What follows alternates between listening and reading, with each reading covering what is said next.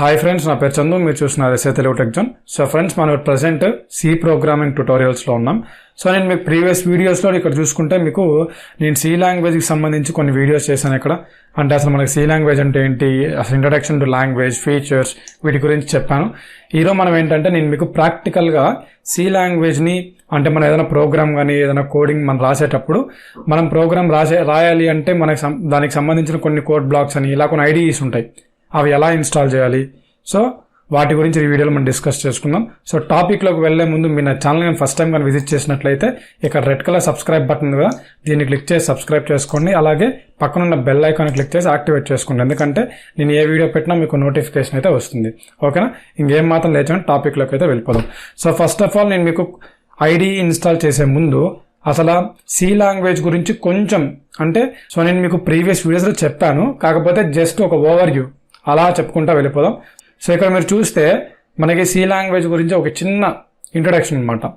ఏమనుంది, C language is a high level structured oriented programming language. ఇది C language అని మనకు హై లెవెల్ లాంగ్వేజ్, అదేవిధంగా స్ట్రక్చర్డ్ ఓరియంటెడ్ ప్రోగ్రామింగ్ లాంగ్వేజ్ అనమాట. ఓకేనా, ఇది మనకు డెవలప్ చేసింది ఎవరు అంటే డెనిస్ రిచే. మనకి బెల్ ల్యాబ్స్ యూఎస్ఏలో దీన్ని మనకి ఈ ప్రోగ్రామ్ని డెవలప్ చేశారు. ఓకేనా, నెక్స్ట్ అదేవిధంగా సో నెక్స్ట్ చూసుకుంటే సి ప్రోగ్రామ్ని ఎందుకు డెవలప్ చేశారంటే మెయిన్గా మనకి యూనిక్స్ ఆపరేటింగ్ సిస్టమ్ని డెవలప్ చేసేదానికి ఈ సి ప్రోగ్రామ్ని డెవలప్ చేశారు. ఓకేనా, నెక్స్ట్ అదేవిధంగా మీకు చూసుకుంటే ఈ సి ప్రోగ్రామ్ యూజ్ చేసుకొని ఎటువంటి మోడ్రన్ ప్రజెంట్ ఇప్పుడున్న ప్రోగ్రామ్ని డెవలప్ చేశారంటే ఇక్కడ మీరు చూడొచ్చు లైనెక్స్ ఓఎస్, పిహెచ్పి, మనం మామూలుగా ఇప్పుడు వెబ్సైట్ డిజైనింగ్ వాటి యూజ్ చేస్తాం, అదేవిధంగా మైస్క్యూఎల్ డేటాబేస్. ఓకేనా, ఇవన్నీ కూడా మనకి ఈ సి లాంగ్వేజ్ యూజ్ చేసుకునే మనకి ఈ యొక్క ఆపరేటింగ్ సిస్టమ్లు కావచ్చు, ప్రోగ్రామ్స్ కావచ్చు డెవలప్ చేశారు. నెక్స్ట్ అదేవిధంగా సి లాంగ్వేజ్ అనేది కేస్ సెన్సిటివ్ లాంగ్వేజ్ అనమాట. ఓకేనా, నెక్స్ట్ చూసుకుంటే మనకి సి లాంగ్వేజ్ యొక్క యూజెస్. సో బేసిక్గా చూడండి, సి లాంగ్వేజ్ యూజ్ చేసుకొని మనం ఏమేమి డెవలప్ చేయొచ్చు అంటే ఆపరేటింగ్ సిస్టమ్ని డెవలప్ చేయొచ్చు, అంటే లైనెక్స్ ఫర్ ఎగ్జాంపుల్. ఓకేనా, నెక్స్ట్ అదేవిధంగా కంపైలర్ అంటే ఏంటంటే మనకి హై లెవెల్ లాంగ్వేజ్ అంటే మన లాంగ్వేజ్ హ్యూమన్ లాంగ్వేజ్ నుంచి కంప్యూటర్ లాంగ్వేజ్ అంటే మెషిన్ లాంగ్వేజ్కి కన్వర్ట్ చేసేదానికి కంపైలర్ అనేది యూజ్ చేస్తాం. సో నెక్స్ట్ టెక్స్ట్ ఎడిటర్స్ అంటే ఏంటంటే ఫర్ ఎగ్జాంపుల్ ఇప్పుడు మీరు నోట్ ప్యాడ్ ఇవన్నీ కూడా మీరు సి లాంగ్వేజ్ యూజ్ చేసుకుని డెవలప్ చేయొచ్చు.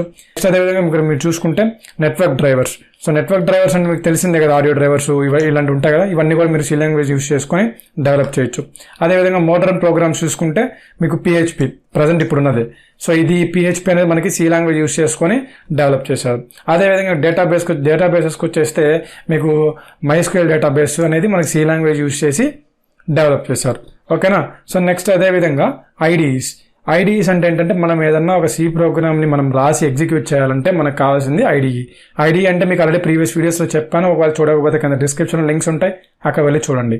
ఐడిఈ అంటే ఏం లేదు, ఇంటిగ్రేటెడ్ డెవలప్మెంట్ ఎన్వైరన్మెంట్. అంటే మనం ప్రోగ్రామ్ని రాసిన తర్వాత ఆ ప్రోగ్రామ్ని మనం ఎగ్జిక్యూట్ చేయాలంటే కావాల్సింది ఏంది, టెక్స్ట్ ఎడిటర్స్, అదేవిధంగా కంపైలర్స్. ఈ రెండు కలిసి ఉండే సాఫ్ట్వేర్స్ మనం ఐడిఈస్ అంటాం. సో మనకు బేసికల్గా చాలా ఐడిఈస్ ఉంటాయి. ఇక్కడ మీరు చూసుకుంటే సమ్ ఆఫ్ ద ఐడియాస్ని ఇక్కడ మెన్షన్ చేస్తున్నాను చూడండి, కోడ్ బ్లాక్స్ అని, అదేవిధంగా మైక్రోసాఫ్ట్ విజువల్ స్టూడియో అని, నెట్ బీన్స్ అని, ఎక్లిప్స్ అని, ఇలా మీరు ఏ ఐడి యూజ్ చేసినా మీకు మొత్తం ప్రోగ్రామ్కి సంబంధించి అంతా ఏం మారదు, కాకపోతే యూజర్ ఇంటర్ఫేసు అలా చిన్న మైన్యూట్ చేంజెస్ అయితే వస్తాయి. ఈరోజు మనము ఈ సి లాంగ్వేజ్ అని ఎలా నేర్చుకుంటామంటే ఈ కోడ్ బ్లాక్స్ని యూజ్ చేసుకొని మనం ఏంటంటే ఈ సి ప్రోగ్రామింగ్ మొత్తం కూడా మనం ఈ కోడ్ బ్లాక్స్లో చేస్తాం. ఓకేనా, ఎందుకు కోడ్ బ్లాక్స్ అనేది చెప్తున్నానంటే రేపు నేను ఫర్దర్గా C++ ట్యూటోరియల్స్ నేను చెప్పేటప్పుడు కూడా మీకు కోడ్ బ్లాక్స్లో చెప్తాను, కాబట్టి మీకు రెండు ఆల్టర్నేట్గా ఈజీగా అర్థమవుతుంది, అందుకని నేను కోడ్ బ్లాక్స్ని ప్రిఫర్ చేస్తున్నాను. సో నెక్స్ట్ చూసుకుంటే మనకి ఈ కోడ్ బ్లాక్స్ అనేది ఎలా ఇన్స్టాల్ చేయాలి. సో చూసుకుంటే మీరు గూగుల్ ఓపెన్ చేయండి. గూగుల్ ఓపెన్ చేసిన తర్వాత ఇక్కడ మీరు కోడ్ బ్లాక్స్ అని చెప్పేసి టైప్ చేయండి. ఓకేనా, కోడ్ బ్లాక్స్ అని టైప్ చేసి ఎంటర్ క్లిక్ చేయండి. ఇక్కడ మీకు స్టార్టింగే వచ్చింది కదా, సో దీన్ని క్లిక్ చేయండి. క్లిక్ చేయగా మన కోడ్ బ్లాక్స్ యొక్క వాళ్ళ వెబ్సైట్ ఓపెన్ అయింది. ఇక్కడ మనకి చూసుకుంటే ప్రజెంట్ ఇప్పుడు రీసెంట్ వచ్చిన వర్షన్స్ ఇక్కడ ఉంటాయి. సో ఇక్కడ మీకు డౌన్లోడ్స్ అని ఉంది కదా, ఈ డౌన్లోడ్స్ క్లిక్ చేయండి. క్లిక్ చేస్తే ఇక్కడ మనకి చూడండి బైనరీ రిలీజ్ అని ఒకటి ఉంది, అదేవిధంగా ఇక్కడ సోర్స్ కోడ్ అని ఉంది. ఓకేనా, ఇప్పుడు మీరు చూసుకుంటే ఇక్కడ మీరు బైనరీ రిలీజ్ క్లిక్ చేయండి. క్లిక్ చేస్తే ఇక్కడ మనకి కొన్ని వర్షన్స్ వచ్చాయి. ఓకేనా, XP, Vista 7, 8.x10 ఇలా మనకి వర్షన్స్ వచ్చాయి. ఓకేనా, మీరు అలా కాదు నాకు లైనెక్స్ 32 బిట్ 64 బిట్ కావాలంటే వాటికి సంబంధించిన ఎక్స్టెన్షన్స్ ఇక్కడ ఉన్నాయి. అదేవిధంగా మ్యాక్కి సంబంధించినవి కావాలంటే మ్యాక్ సంబంధించింది ఇక్కడ ఉంది. ఈ విధంగా అంటే మీరు విండోసా, లైనెక్సా, మ్యాకా మీరు తెలుసుకొని ఇన్స్టాల్ చేసుకోండి. ఇక్కడ చూస్తే ప్రజెంట్ ఇప్పుడున్న అప్డేటెడ్ వర్షన్ వస్తే చూసుకుంటే మనకి codeblocks 20.03 ఇది ప్రజెంట్ అప్డేటెడ్ వర్షన్. ఓకేనా. ఇప్పుడు మనం డౌన్లోడ్ చేసేది ఏంటంటే ఇక్కడ 4th option codeblocks 20.03 mingw setup.exe ఉంది కదా. సో మనం ఈ ఫైల్ డౌన్లోడ్ చేస్తాం. సో mingw.e అనే ఈ యొక్కది మనకి పనిచేస్తుంది. ఓకేనా. సో మనకి ఇది ఫాసప్ కానీ లేకపోతే sourcefork.net నుంచి కానీ రెండిట్లో దేంట్లో మీరు డౌన్లోడ్ చేసుకోవచ్చు. ఓకేనా. సో నేను దీన్ని ఈ 4th లో ఈ mingw ఉంది కదా, సో దీన్ని sourcefork.net నుంచి డౌన్లోడ్ చేస్తున్నాను. ఓకేనా. సో మీరు దాన్ని క్లిక్ చేయగానే మీకు ఇలా ఇంకొక ఇంటర్ఫేస్ ఓపెన్ అవుతుంది. సో ఈ విధంగా మనకు వచ్చేస్తుంది అనమాట. ఏమని your download will start shortly అని చెప్పేసి వచ్చేసింది. ఇక్కడ ఆటోమేటిక్గా మీకు ఇక్కడ డౌన్లోడ్ అయితే అయిపోతుంది గాయస్. ఓకే, సరే మీరు చూడవచ్చు డౌన్లోడ్ అవుతుందా ఈ విధంగా అనమాట. సో టోటల్ మనకి ఫైల్ సైజ్ వచ్చేసి ఎంత ఉంది ఇక్కడ మీరు చూస్తే. సో ఫైల్ అనేది మనకి ఇన్స్టాల్ చేసేసిన తర్వాత మనకి ఈ విధంగా వస్తుంది. అంటే మనకి ఈ విధంగా ఫైల్ అనేది డౌన్లోడ్ అవుతుంది అనమాట. ఇక్కడ మీరు చూడొచ్చు. మీరు ప్రాపర్టీస్లోకి వెళ్తే ఇక్కడ మీకు క్లియర్గా చూపిస్తుంది చూడండి. ఇక్కడ మనం చూసుకుంటే డీటెయిల్స్లోకి వెళ్తే చూడండి, మనం ఇక్కడ మీరు చూడొచ్చు codeblocks 20.03 వర్షన్. సో డౌన్లోడ్ అయిందంటే మనకు చూపిస్తుంది ఇక్కడ. ఓకేనా. సో ఇప్పుడు మీరేం చేస్తారంటే దీన్ని డబుల్ క్లిక్ చేయండి. డబుల్ క్లిక్ చేస్తే మనకి ఈ విధంగా codeblocks అనేది ఓపెన్ అవుతుంది. ఇలా మనకి సెటప్ అనేది ఓపెన్ అయింది. ఓకేనా. ఇప్పుడు మీరేం చేస్తారంటే నెక్స్ట్ క్లిక్ చేయండి. అదేవిధంగా ఐ అగ్రీ. నెక్స్ట్ అదేవిధంగా మనకి ప్లగిన్స్ అన్ని కావాలి కాబట్టి నెక్స్ట్ క్లిక్ చేయండి. సో ఇన్స్టాలేషన్ ఎక్కడ జరగాలని అడుగుతుంది. సో మాక్సిమం అందరు సీలోనే పెట్టుకుంటారు. ఒకవేళ మీరు ఇంకా మార్చుకోవాలనుకుంటే మీరు మార్చుకోవచ్చు. ఓకేనా. సో నేను సీలోనే ఇన్స్టాల్ చేయాలనుకుంటున్నాను.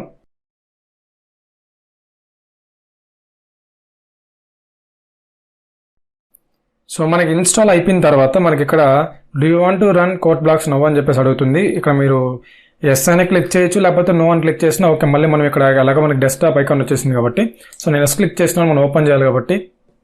సో మనకి ఇన్స్టాలేషన్ అయితే కంప్లీట్ అయిపోయింది.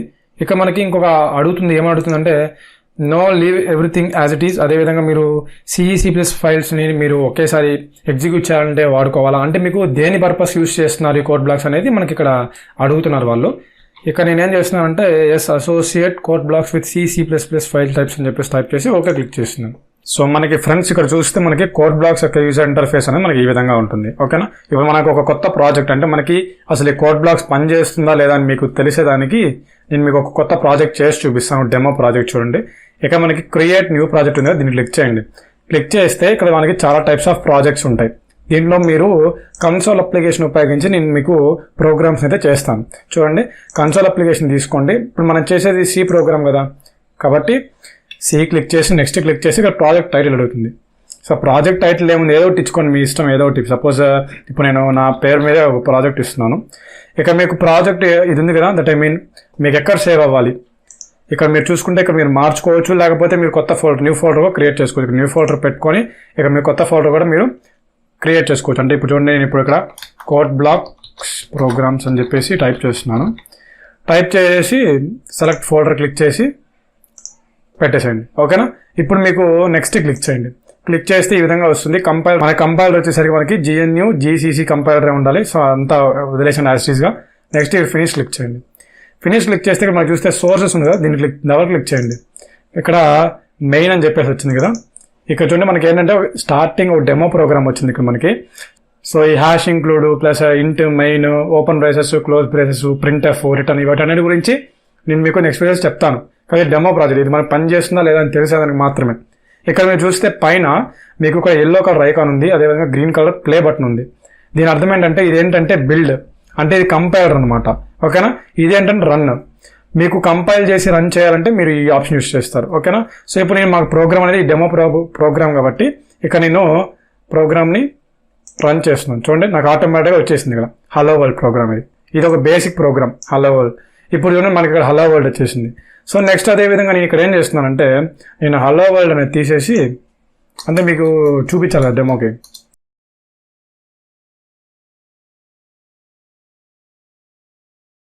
SCA తెలుగు టెక్స్ట్ అని చెప్పేసి టైప్ చేశాను. ఇప్పుడు టైప్ చేసిన తర్వాత ఇప్పుడు నేను ఇక్కడ రన్ చేస్తున్నాను. చూడండి ఇక్కడ welcome to SCA Telugu text. ఇక్కడ మనకి ఎగ్జిక్యూట్ అయితే అయింది ప్రోగ్రామ్ సక్సెస్ఫుల్గా. అంటే మనకి ఈ codeblocks అనేది వర్క్ చేస్తుంది.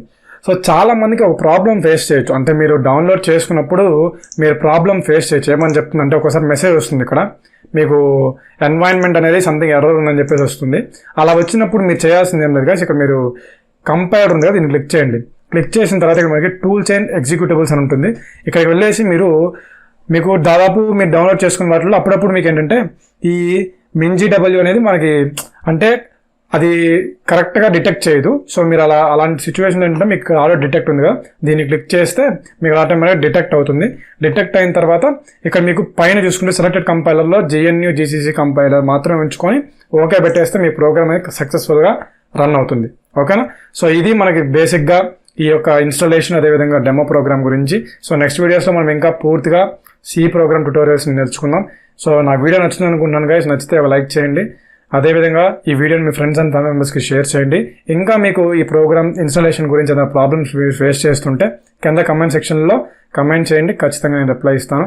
సో మళ్ళీ మంచి వీడియోతో మళ్ళీ మేము ముందుంటాను. అంతవరకు thank you. Have a nice day.